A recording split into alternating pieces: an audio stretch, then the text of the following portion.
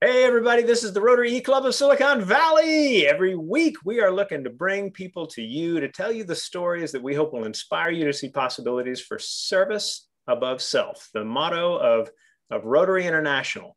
So we are members of Rotary, we are Rotarians, and there are 1.2 million of us in 36,000 clubs around the world. Our particular club, the Rotary E-Club of Silicon Valley, is an online asynchronous club. And if you're really curious about that, just write us and ask, and we'll tell you. But what we do is we find speakers anywhere and we record them so that we can bring those recordings into our meetings as messages that can inspire others. And today you're going to get inspired because my friend through the Rotary world, Chris, has introduced me to our speaker today, George. George Lewis, the Waterman, all right, is a guy who knows a little bit about a lot of different things. So he was a baseball player. He served the country as a member of the United States Army. He became a stockbroker. And then after retiring, he learned about Rotary and said, man, I have found my passion now. And he's going to tell us a little bit about that story. We are excited to have him. And I hand the mic over to George. George, we are so honored to have you with us. Thank you, Rustin. Life should be an exciting adventure. You should get up every day and say, Rotary, thank you. Thank you for giving me the opportunity to serve, to give something back to the community, to help the less fortunate people around the world to have a better life. I think most people join Rotary for that specific reason. They want to serve, they want to do good. But unfortunately, a lot of Rotarians are like a lot of people. They really, really want to do good, but they just never get around to doing it. Why is that? I think the reason is that they're in a box. I call it a conformity box. Now, when you're in a conformity box, you fear failure. You don't like to take risks. You don't like change. But you know what? People in a box, a lot of them are happy, so I don't have any problem with those people.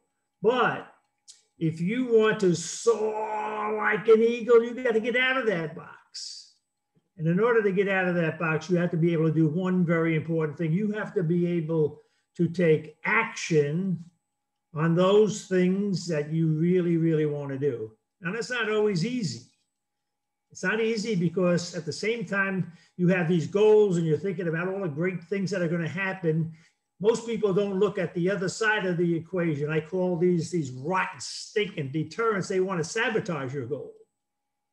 So if you don't look at them, they'll overwhelm you and you won't be able to take action. So if you want to take action, you have to look at these things that want to sabotage you, and you got to beat them with a stick and get rid of them.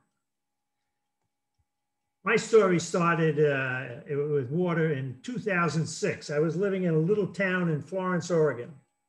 And I was going to be president of my club in a few months. And the lady came and talked about installing stoves to the poor Mayan Indians in Guatemala.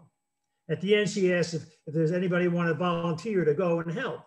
And I volunteered. I had never done anything like that my entire life. So I go down to Guatemala, go to these Mayan Indians. They live in these little huts. And in the huts, they have dirt floors. And they have 3 stones on the ground. They put the wood on the 3 stones. That's how they cook. That's how they keep warm. But unfortunately, there's no ventilation. So you can't see a foot in front of you. And this girl's 13, 14 years old. They got babies strapped to their back. You know those babies are going to get sick. You know a lot of them are going to die. So when we put a stove in with a ventilation through the roof, all the smoke goes away. It was a wonderful feeling because I know we were going to save lives. So one day I'm out in the back, I'm on my hands and knees, and I'm putting a stove together, and I look up, and here's this girl about 14 years old. She's looking at me. She's got this huge smile on her face. And I know what she was saying, even though we couldn't communicate. She was saying, Rotary, thank you. Thank you for saving my life. Saving my life of my mama, my papa, my brother, my sister, all the people in the village. I got up off my hands and knees. I went over, I gave her a big hug. And after the hug, we broke, and I looked in her face. She still had this huge smile on her face. It changed my life. I said, I gotta help these people. When you do a grant or a project in another country, you have to have Rotary people from that country around. So I asked, is anybody from Rotary around that I can talk to? They all mentioned the same guy, Juan Carlos. So I met Juan Carlos. I said, Juan Carlos, I'm going to be president of my club in a few months. What can I do to help your country? Without hesitating, he said, George, if you could do something about the drinking water, that would be great. The drinking water is terrible in Guatemala. I mean, the people go down to the rivers and they drink the river water. It's like drinking mud. They get sick and they're dying. All the drinking water is polluted. Can you help us? I said, I'll do it. I can help you. I'm flying back to Oregon. And I said to myself, what did I just do? Our club been in existence for 50 years. We had never done a World Community Service project. We didn't have any money. I didn't know how to do the paperwork. I didn't know how to put a project together. I got all these negative thoughts. And I said, yeah, I gotta beat him with a stick. And then all of a sudden the girl's face came up with a big, huge smile. And I said, I'm gonna do it. I'm gonna make this happen. So I got back, I called up my mentor, friend in another club. And I said, you know what? Our club, for the first time, is gonna do a World Community Service project. We're gonna help the poor people in Guatemala. And we're gonna give them clean drinking water. He says, George, that's fantastic. That's fantastic. He says, how big is your project? I don't know. I know he wanted me to say something big. So I said, $10,000. I said, George, that's not enough. You got to do $25,000. $25,000. How am I going to raise $25,000? We don't have any money in our club. He says, you just have to ask. I said, all right, I'll try. So I got the list of all of the presidents in our district. There were 72. And I said, I got all the email addresses. And I said, hey, we're doing a water project in Guatemala, a humanitarian thing. We're going to save lives. I need money. Help me. 2 weeks go by, nothing happens. I said, geez, this is hard. This is hard getting people to donate money. But I'm not going to give up. So I got again, I'm emailing them. Come on, guys, I need money. I'm doing a fantastic thing. This is what Rotarians do. All of a sudden, the money starts coming in. And it's coming in. And we did the project. And we saved lives. And I loved it. I just loved it. And then I said, I'm going to do another one. So I did another one. And then I did another one. And then I said, you know what? I'm going to offer this to all the clubs in the district so they can do it. I had everything in place. I had all the Rotary clubs in Guatemala. I had the project, had everything in place. And then the clubs in my district were doing it. And then I said, I'm going to offer these things to all the clubs in the United States and Canada. So I offered it to them, and they start doing it. And we're doing these things like crazy. We're saving lives like crazy. And then all of a sudden, Rotary changed the rules. I don't know if you remember back several years ago, Rotary came up with this pilot program where they only took 100 districts from around the world, and they were going to partner with each other for 3 years. They are going to do that. And then the other districts, they can't work with those 100 districts. So I call up all my friends in Guatemala and I say, hey, don't apply. My district is not going to apply. So if you apply, then we'll be out of business. They didn't listen. They applied and they became one of the 100 districts. So I said, I'm out of business. What am I going to do now? All of a sudden, I got a message. Somebody says, I want to be your friend. I said, I don't even know this person. How can I be their friend? I throw it in the garbage. The next day, I get another message. I want to be your friend. Who are these people? I don't even know them. When I got the third message, I looked it up. It's Facebook. I said, holy Moses. I looked at this. I said, this is fantastic, Facebook. I got all these district governors, all these Rotarians from all over the world. I says, I'm back in business. I picked a country. I picked India. I don't know why I picked India, but I picked India. It's a big country, a lot of district governors and all. I got the names of all the district governors. I found out that they're on Facebook. And then I said, hey, you want to be my friend? And they said, yeah, I'll be your friend. I said, well, you want to do a water project? They said, of course we'll do a water project. So I'm doing water projects in India. And then I'm still doing. I'm getting all these names of all these Rotarians from around the world.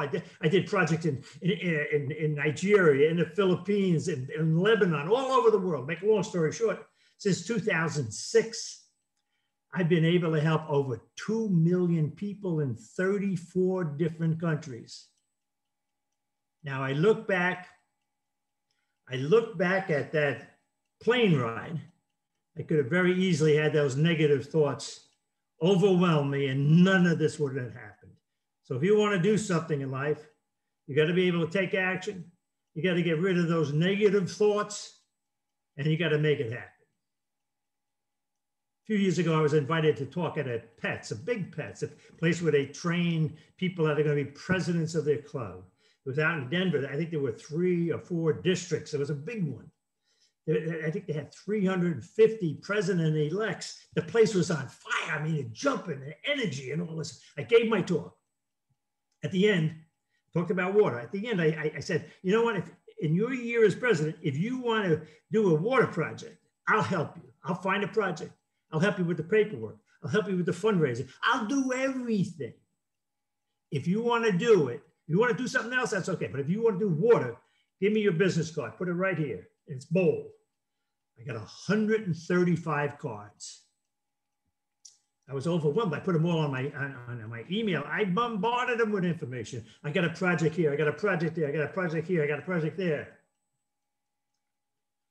At the end of the year, of these 135 presidents who said they were interested in doing something in this once in a lifetime opportunity of being president of a Rotary Club, they said they were interested. They weren't interested in something else. They were interested in water. Only 4 did anything. Now, why is that? It is because they weren't able to take action on what they really wanted to do. They let, for some reason, the negatives overwhelm them, and they didn't do it. You want to do something? Just do it. So what am I doing now? Now I'm raising money for water projects.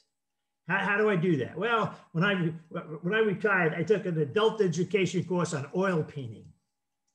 Myself and 30 ladies. And they taught me how to paint. All of us, and I painted at the end. I looked, I said, I like this. I like this. So I painted for several years. I never sold anything. And all of a sudden I said, you know what? I'm going to try to sell one of these on Facebook, raise some money for water. So I got a painting out of the garage, a big painting. I framed it. And I said to my wife, I'm going to sell this on Facebook. She says, what are you going to sell it for? $500.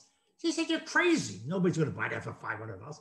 I said, yeah, but I'm going to give them a deal. I'm going to take the $500. I'm going to put it in a water project for their own personal Paul Harris Fellow credits. I'm going to give them an additional 500 recognition points. So when they buy this painting, you immediately get a new Paul Harris Fellow.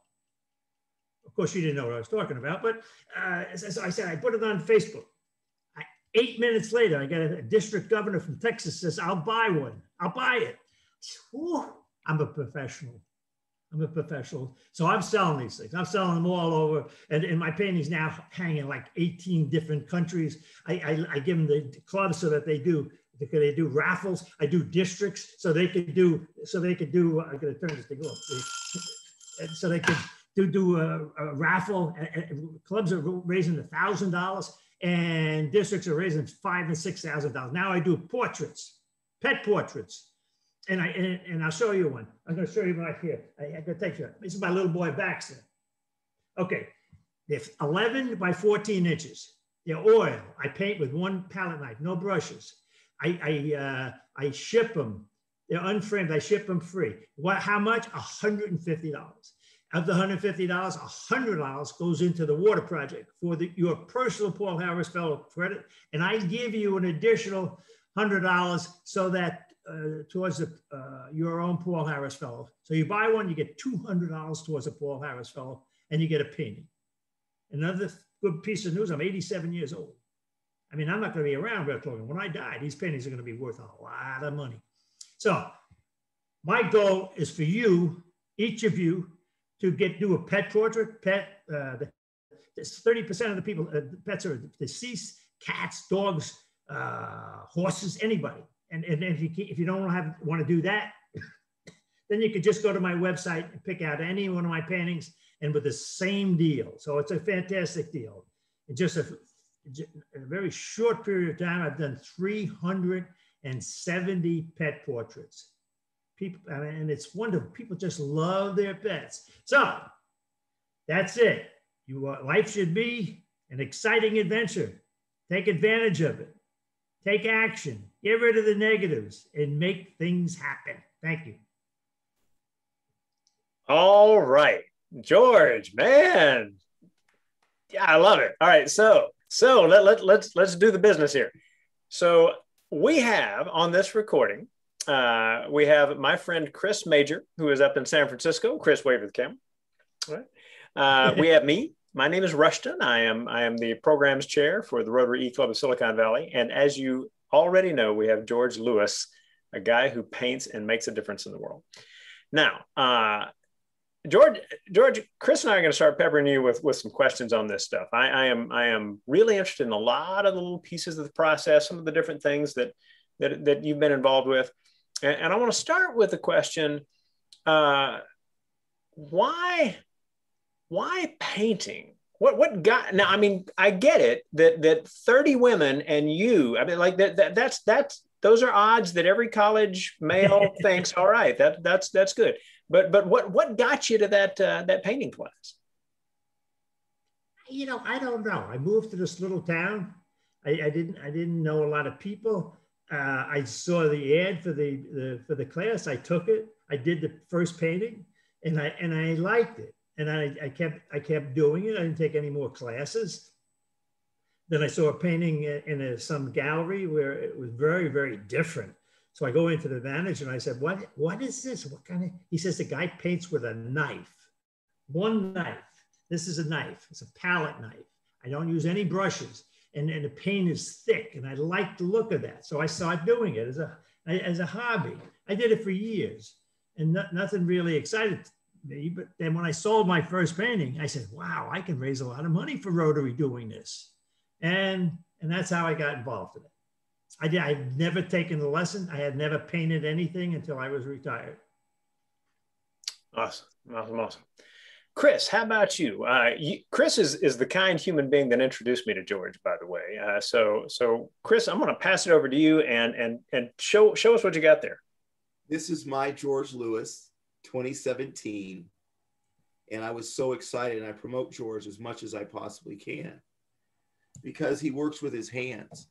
And the idea that a man would give his time and his talent and treasure to give you something back for dollars. And those dollars are already going to help people. You're an amazing man, George. Do you have any, just answer for us now on this recording, what projects do you have currently going and what do you see happening in the next 6 months, year, if you can? You talking about water? Yes, sir. Okay, my club, Rotary Club of Lakewood Ranch in Florida, is probably, if not the biggest water project grant provider in the whole world. I mean, we do tons of projects, almost primarily now in Peru, whereas most of the grants are $30,000. We do $150,000 grants. And so it takes a lot of money. How can we raise that much money? We raise it because we're good. We have done this. We have clubs and districts from all over the world will continuously support us. We have one of the best, if not the best NGO in the whole country, Water Mission out of South Carolina. They go in, they don't do anything unless they have a field of people that live in the country so that they can get the buy-in from the people, they can implement the project and they can make sure it's sustainable, and they're fantastic. They do all the work.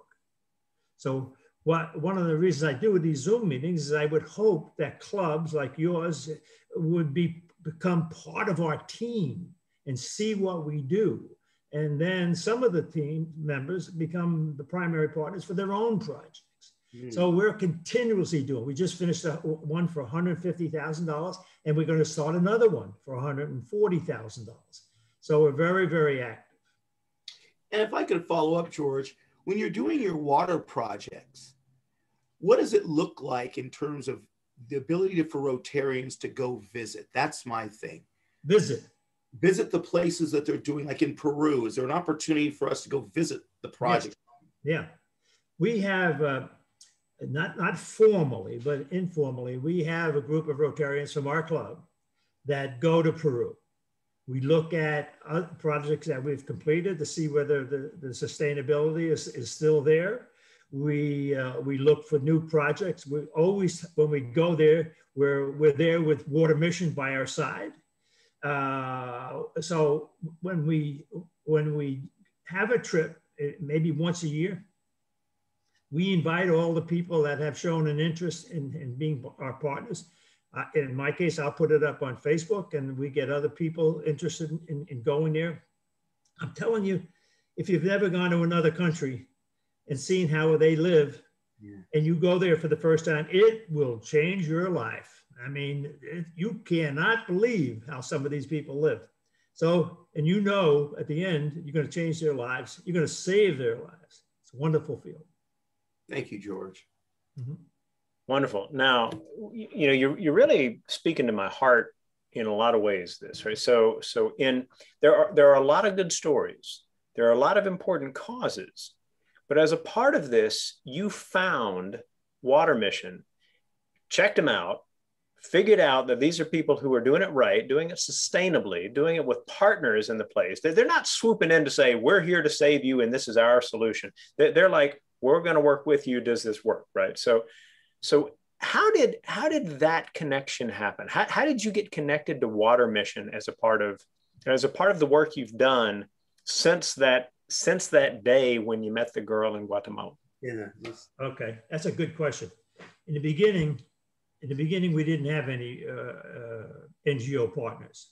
So at the beginning, we supplied in-house water filters, 2 5-gallon buckets with a spigot that cleansed the water. We put it there. We had no follow-up. A lot of times we leave the project to the management of the Rotary Club in the country, which sometimes is disastrous because they don't really know what they're doing. There's no professionalism involved in it. I went back a second time, and a lot of people are using the buckets instead of for water, they're using them for their dining room seat chair, and you know, so the sustainability was horrible. I mean, if you're talking about a well, you might put a well in for a lot of money, and if one little bolt breaks, the well just sits there and it's not operating. They have no way of sustaining it. So having a good NGO partner in a grant is a must in my eyes. If somebody wanted to do something without an NGO, I would say, I'm not interested. I'm not interested in helping you. You got to have an NGO, and you got to have a lot of experience. When I came to the club from Oregon to Lakewood Ranch, they had already made the partnership with Water Mission. Water Mission's a religious-based organization out of South Carolina. They have tremendous amounts of support. And, you know, as I said, they don't do a project unless they have people in the country that actually live there. And the guy in charge of Peru was a past district governor from Rotary. It's just a must. Our club, because we're able to connect with people everywhere, has had the good fortune of connecting with some people who share that story about the power of a good partner and how to do it right. H2 Open Doors is an example of a crowd that we've been connected to that we've really, really been impressed with. Mm-hmm. So you seem to have found a way to support this particular NGO, to support Rotary projects, and to do a lot of it where it's your initiative that allows that story to get out there, right? Do you have advice for people who care deeply about a project, who may have found a good way to do it? How to get the story out so that they can take the good that they're doing and expand it in some way?